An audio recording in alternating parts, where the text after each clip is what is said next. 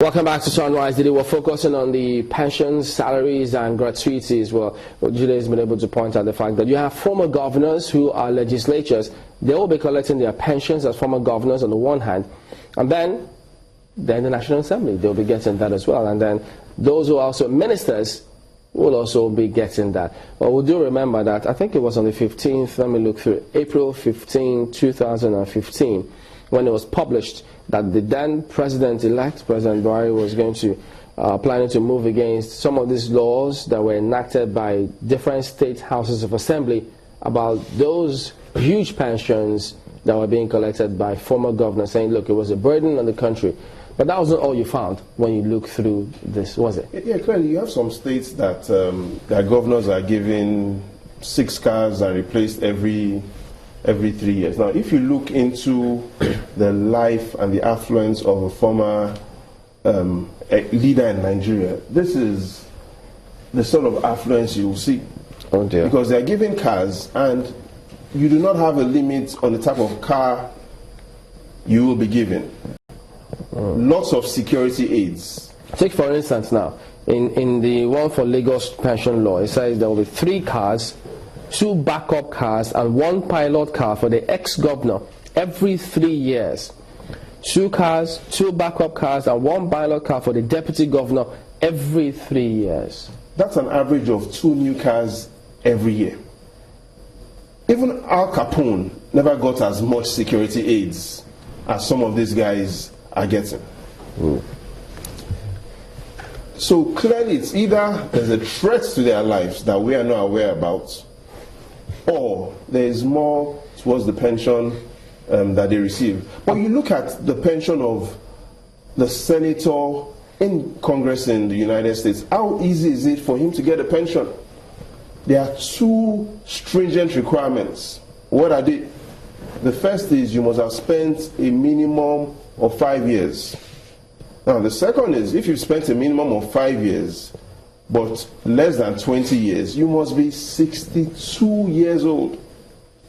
The only condition at which there is no term limit into the pensions you'll get is if you have spent 25 years in the Senate.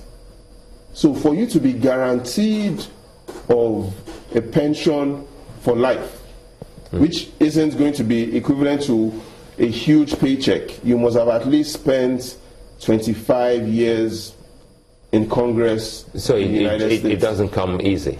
It doesn't come easy. It doesn't come easy. How about here? Here, yes, the law doesn't give a pension to the senator or the House of Reps members. Pensions are only guaranteed for the president or the vice president. However, the senators are requesting for a pension. Okay, Markwa likes to put a question through. Go ahead, Markwa.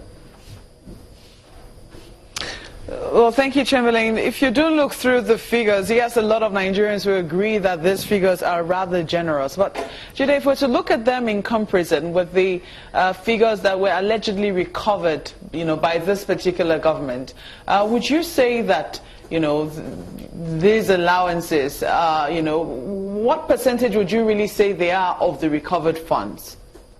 Of the recovered funds, they are insignificant, and that's because the allowances they get, especially their gratuity, is huge. Let's look at the 2 houses we are talking about here.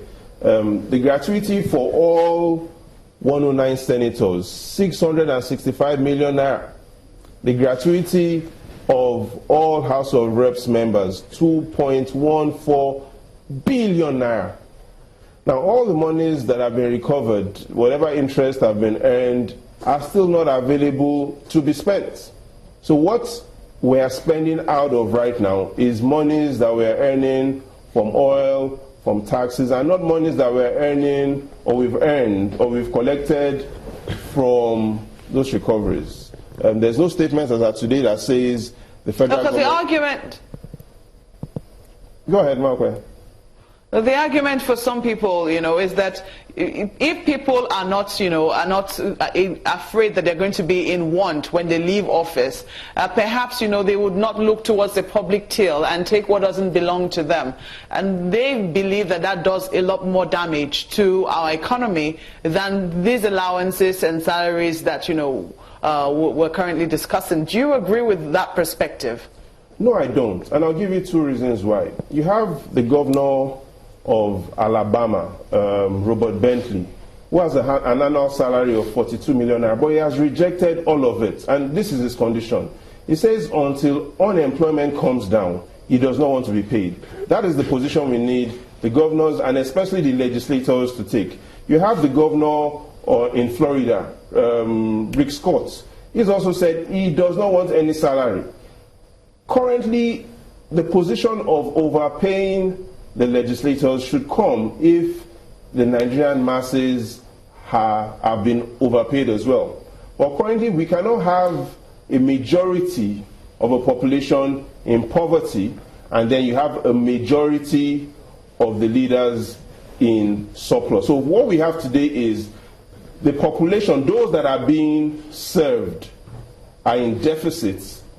Those that are serving are in surplus. There must be something, because Chamberlain is asking if we really have to come back and go with what the president said when he just got elected. Do you think that the assembly can help the nation on this to really make it, to put a law in place whereby some of this, in your words, excesses should be curtailed? We have no choice. Because it doesn't look as if anyone has erred or is doing anything wrong now as it is, does it? Legally, the legal experts will deliberate on that, but morally, we can see a lot of challenges with it, especially because a lot of people do not earn that type of money.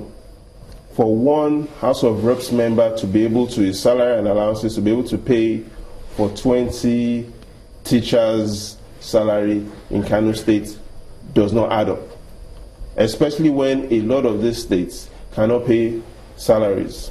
However, we have no information that the National Assembly is owing any senator or legislator. But we have a lot of information that the states are owing teachers that taught the senators, teachers that taught the House of Representative members are being owed. However, those that are in the House are being well fed. That is what the evidence shows. That is what the narrative shows, especially when we compare with the US Congress. We clearly see senators are being overpaid, looking at how much they are being paid from $1 billion revenue that each of these countries earn. Which is what we're looking at right now, which is exactly on the screen there. So in comparison of what we earn and what the US senators earn, which you say, look, it takes a long time.